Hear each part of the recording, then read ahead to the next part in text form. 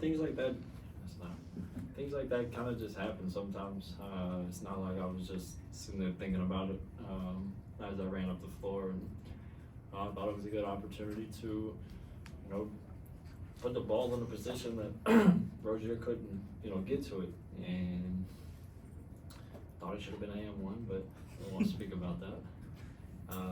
But nah, I play the game, kind of, free flowing, loose, and kind of just let the game, whatever happened, happen. Kobe? Austin, yeah, I think it was you, D'Lo, Max, Seawood, and Rui who closed out that third quarter, and LeBron and AD had to come back in for the rest of the game. Just what do you guys feel about, I guess, the confidence that Darvin had in you guys to lean on you guys, not just to close out the third, but also to start the fourth too? I mean, anytime we can give Brown and AD a rest, they do so much for our team every night is good.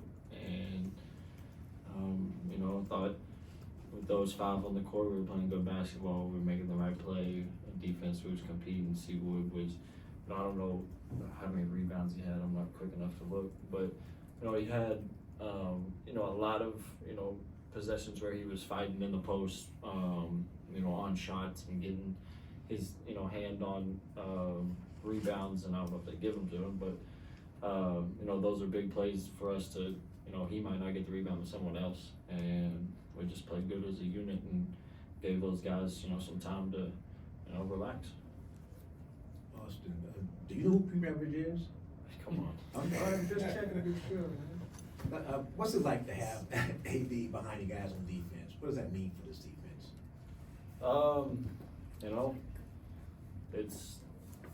It's a good feeling to know. You can be a little more aggressive on ball, knowing that, even if he doesn't block the shot, he's gonna alter it. And, I remember, messing around with him in practice. We were doing a one-on-one drill, and I asked him to guard me, and I shot a jump shot from about 17 feet. I got a lot of space. It was a good shot for me, and he blocked it from, I think, the block. So I understand everybody's pain when they, go try to finish around him, because it's not easy. Mike? As you get to this next stretch, what do you think is most important about finding the cohesion with the lineups and the rotations that have, understandably, with all the different injuries on a given night, been there and just, okay, are you switching? Are you dropping the big? And all of that stuff. What do you think is the most important part for you guys to try to crystallize? I think for the most part, it's figuring out really what we want our identity to be. At this point, we would like to, 100% know, but it's hard because, we've not had a full roster. Guys have been in and out. But to really figure out, what we want to do as a team. I feel like we can be so, versatile that sometimes it might hurt us a little bit.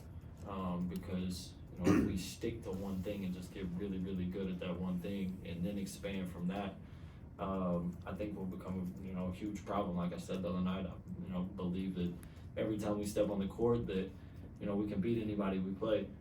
But just figuring out really what our identity is,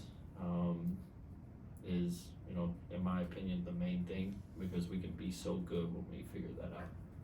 Last two. Go ahead. Everybody getting silly.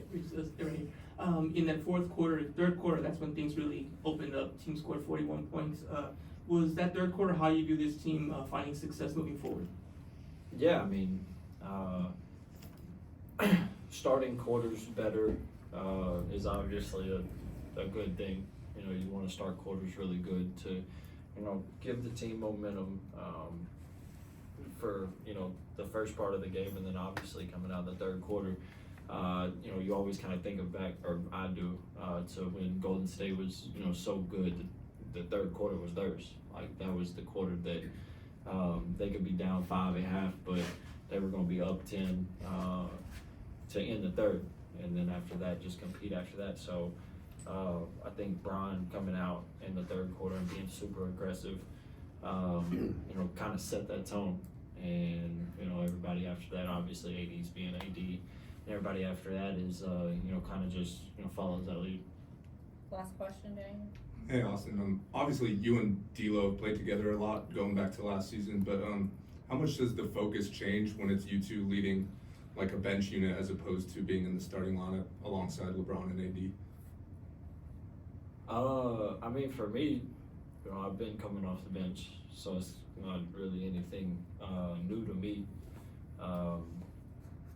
But trying to implement, you know, such a good player like D'Lo to the, you know, second unit is good for us, and it's, you know, it's an opportunity for us to, you know, have a great opportunity to really win those bench points, all the, you know, statistical categories, and you know, give those guys opportunities to breathe, like Brown and AD.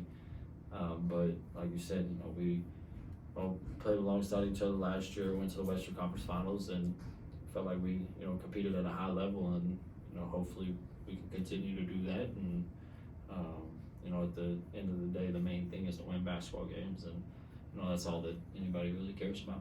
Thanks, Austin. Yeah.